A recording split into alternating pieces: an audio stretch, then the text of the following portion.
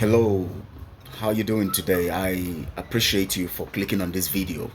And quickly, I'm not going to waste any time. I want to share a very critical story with us so that we can look at it together because it is very important for that me and tell us this very critical thing that happened. Very critical. You know, I always use the word critical because so that you can understand the extent of the problem. This story happened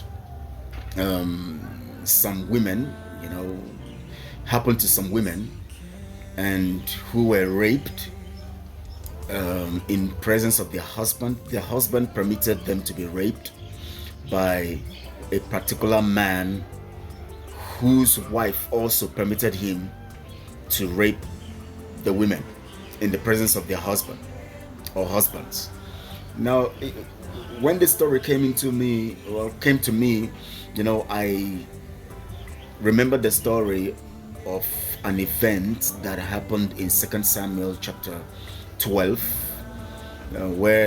chapter 11, anyways, where when David took the wife of Uriah, who was a soldier, and then had sex with her, and then when the lady came to tell him or sent a message that she was pregnant, what he did was to cover his track and to cover the mess he sent for the husband, you know, and gave him food, dressed him, told him, "Oh, go home and sleep with your wife and relax yourself for the day," you know. And he didn't. He stayed with the servants of the king in the court, and the next day David was told that the guy didn't go home. He stayed with us. And David was surprised and said, "Why didn't you go home?" He said, "Well, the ark of the Lord is is with the enemies, and Joab and all the mighty men of Israel are fighting in the battle. Why should I go home when we have not gotten the victory yet?" And David said, "Okay, stay tonight." And David also fed him again, gave him enough food and drink, wine to make him drunk, so that he would go home again. And then that same night he didn't go home. And the next day David said, "Okay," sent a letter to Joab, "Put this man at the fiercest part of the war or the battle and let him be killed." And that was what happened. And when David was told that he had been killed, David was happy. But he sent a message to the men. He told the men who brought the message, said, "Don't get troubled. Don't let your heart be troubled. That's how it happened. You know, it happens during battles like this. We lose some people, and let's just go on," because he had succeeded in getting rid of Uriah, and he took the wife. And the next day, which of course you can see that in 1 Samuel chapter 12 and verse 1, Nathan the prophet came to David and told him that there is a particular man in our land who is very rich, having lots of flock, sorry, so rich that, you know, he was renowned and known. And a particular man also very poor, only having one lamb, you know, that he owns or owned, and that he's so poor, he's having nothing else, just that lamb.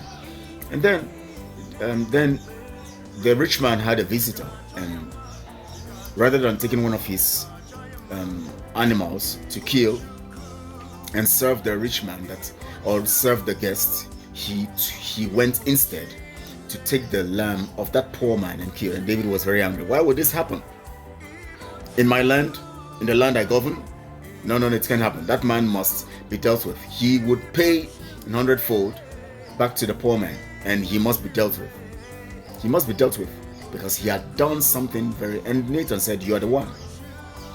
This story that I'm about to tell you now also goes in that line. Now we have a particular man who has a fiancée, or we call him the wife.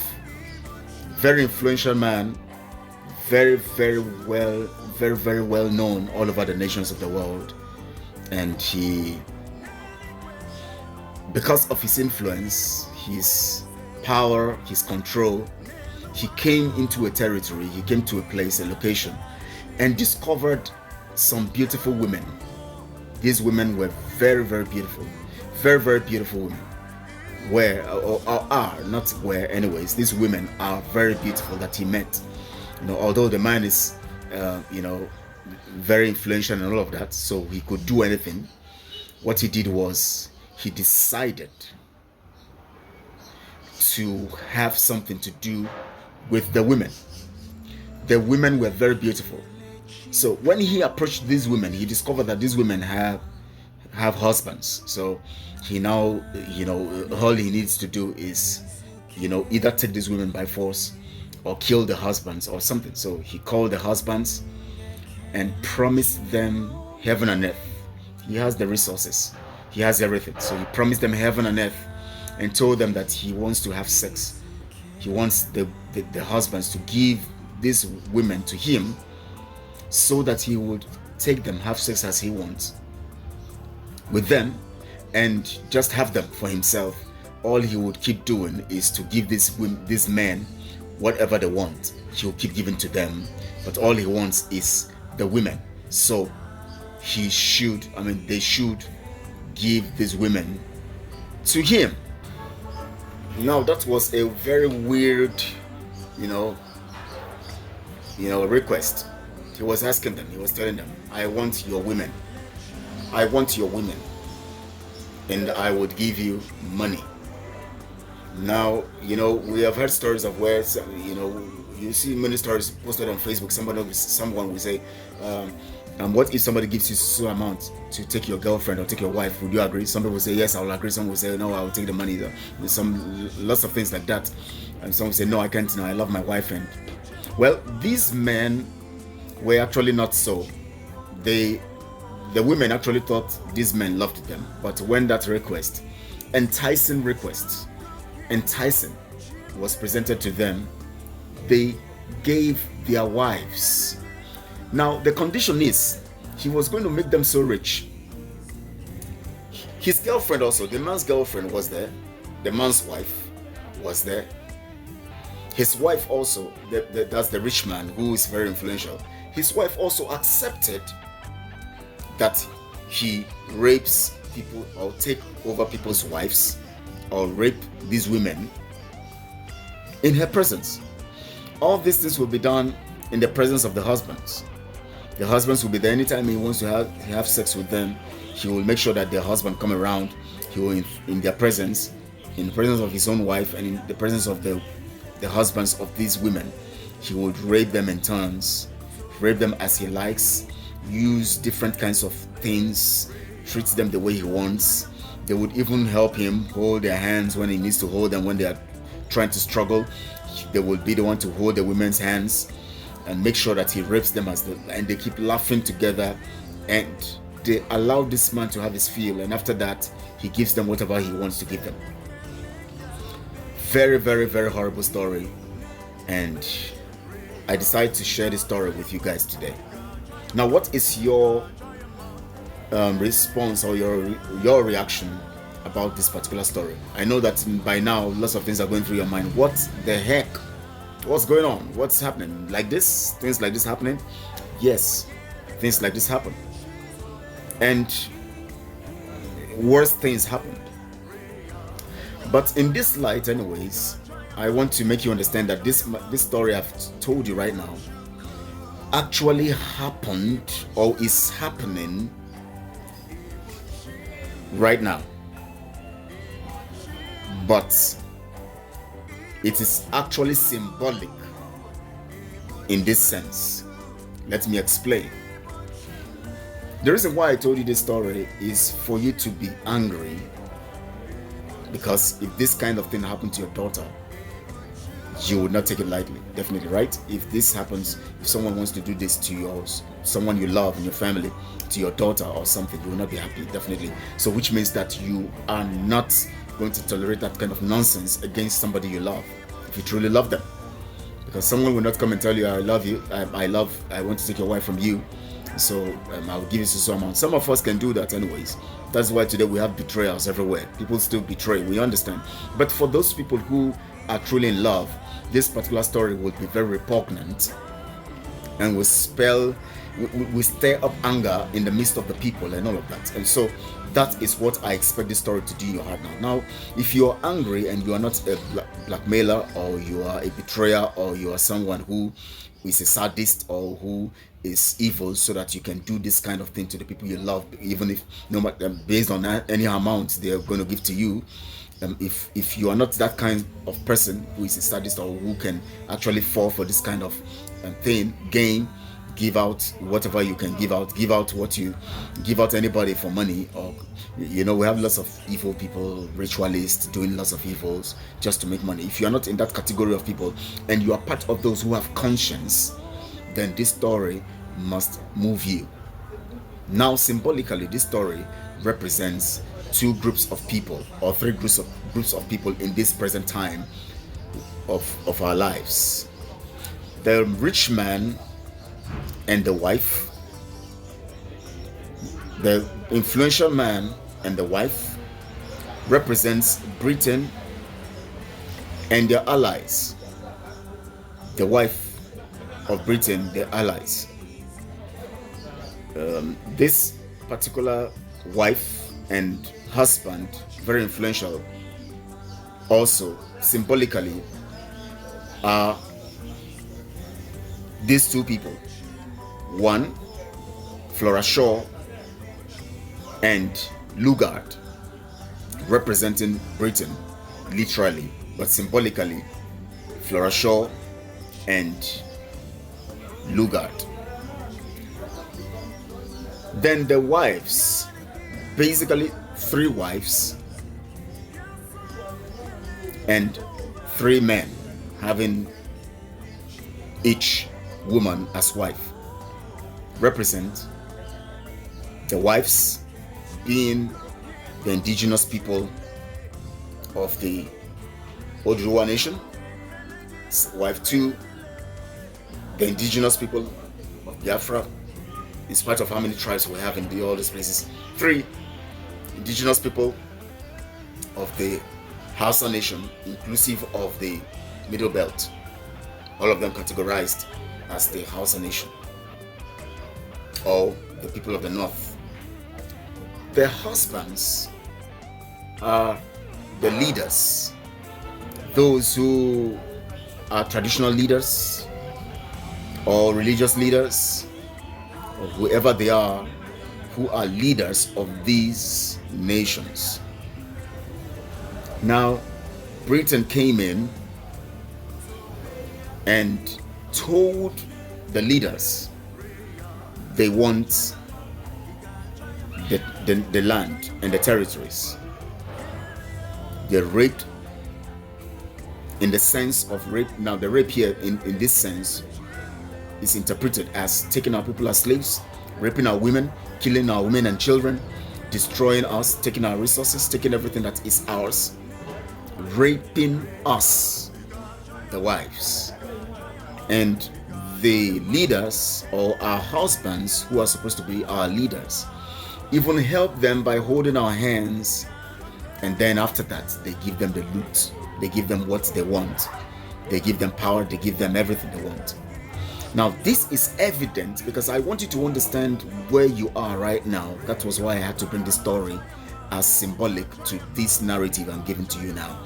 Now, you can imagine us being the wives being raped by Britain, and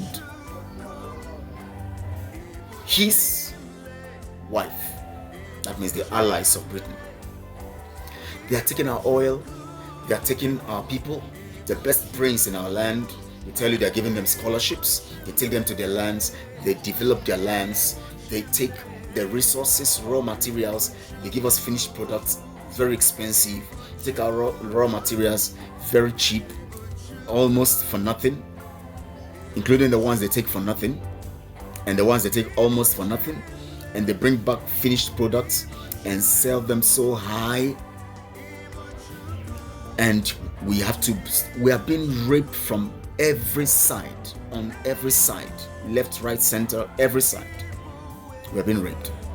And the people who have given us over to be raped are the people who are supposed to be our leaders, whether in the religious settings.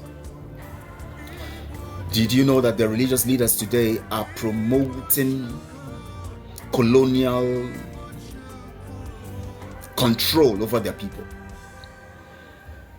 They tell you that Nigeria, you should pray for Nigeria. They present you to be raped. because originally you are not Nigerian. You are either Oduduwa, you are either Biafran, you are either Hausa. All the likes, all, of course, within Biafra we have so many tribes. Within the Hausas we have so many tribes. That's the north. You have so many tribes. Within even the middle belt, so many tribes. Even Oduduwa land, you have so many tribes. So we're talking about critically here now that these religious leaders keep telling you to pray for the people controlling you, because if you give me a name as your servant and my father keep calling me the name of given to me by the person who is taking me as a slave, then it simply means that I am regarded as a slave by my father and myself. And if I keep bearing that name and responding to that name, it simply means that I am a slave. Because if they have called us together and put us together and said we are Nigerians, and we now say yes, they call us, are you a Nigerian? You said yes, and that name was given to you under the auspices of their slavery program, which lasts till today. It simply means that you have accepted to be the slave which you respond to whenever you are called by that name. Now imagine us all that we are that woman or those wives being raped front, back, left, right, up, down, anyhow. Our resources are taken from us, our best brains are exported, the ones that are left behind are kept to be in penury, hunger and suffering, so that they don't climb. Their skills, their gifts, their talents are restricted, no resources to fund them, no resources to harness them. They want to keep us down and impoverished so that we'll keep struggling and begging. And the people who are facilitating this on behalf of the colonial masters are the people whom we call our leaders. That is what is happening right now. And then Britain is raping us anyhow, anytime, given the fees after raping us to the people we call our leaders, who are supposed to be our husbands. So you see the narrative. Now I want you to understand the criticalness of our situation. I give this analogy for you to understand the criticalness of our situation, so that you don't just look at it as, hey, I'm a Nigerian and this, and no, look at it in that light, so that you can have an understanding of where you are and the situation you are in. Because you must see, did you know why Jesus had to give parables for the kingdom of God to be understood? He wanted to use things that are natural to explain the gravity of the problem. That was why in 2 Samuel chapter 12 verse 1 to 3, Nathan was able to use something that as practical as taking somebody's lamb when he had many, the rich man having many, yet left the many and took somebody's own, that is just one, to feed his guest. And David was angry because instead David now understood that was injustice. David understood clearly it was injustice. So that understanding was what broke David down. When Nathan now told him that that person is you are wicked. You have taken a man's lamb, a man's wife, just one wife. You have other wives I gave to you, including the daughter of Saul and all the concubines of Saul. I gave to you as king. God gave them over to him.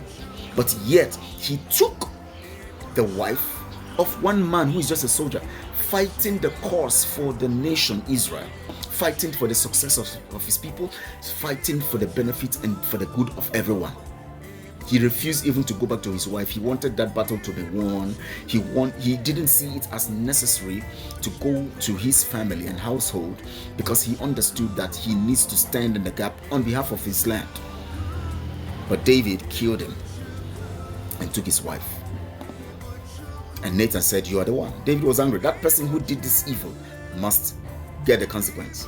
And Nathan said, you are the one. Nathan, the prophet, said, you are the one. This is how you did it. And he broke down. When you understand these things in the light of what... Now, most of us are just jubilating. Most of us are just jubilating to be Nigerians. Most of us are just jubilating and just walking in that ignorance, because we have not really had a particular narrative that fits to explain these things to us. So we call ourselves Nigerians, we call ourselves anything. We take for granted the situation we're in. Today we're suffering. We are hungry. We are tired. Everywhere you see young men, talented people suffering, gifted young girls, talented, suffering, being taken as for sex trafficking, doing lots of evil in the world as taken for rituals all over the nations of the world. Our men, our girls, and everywhere. Everywhere. Even our people are the ones going to the villages. I'll take your daughter, I'm going to train them, I'm going to give them a good job. I'm taking your son, they take them abroad. They take them to different nations. You come to Ghana, you see many of our girls, 12 years, 13, around, standing on the road and all of that, having sex here and there, and the proceeds are taken by these people. They give them only food to eat. And they make them swear oath in front of shrines. And these girls are afraid, if I break this, you are on the right course. Break from it.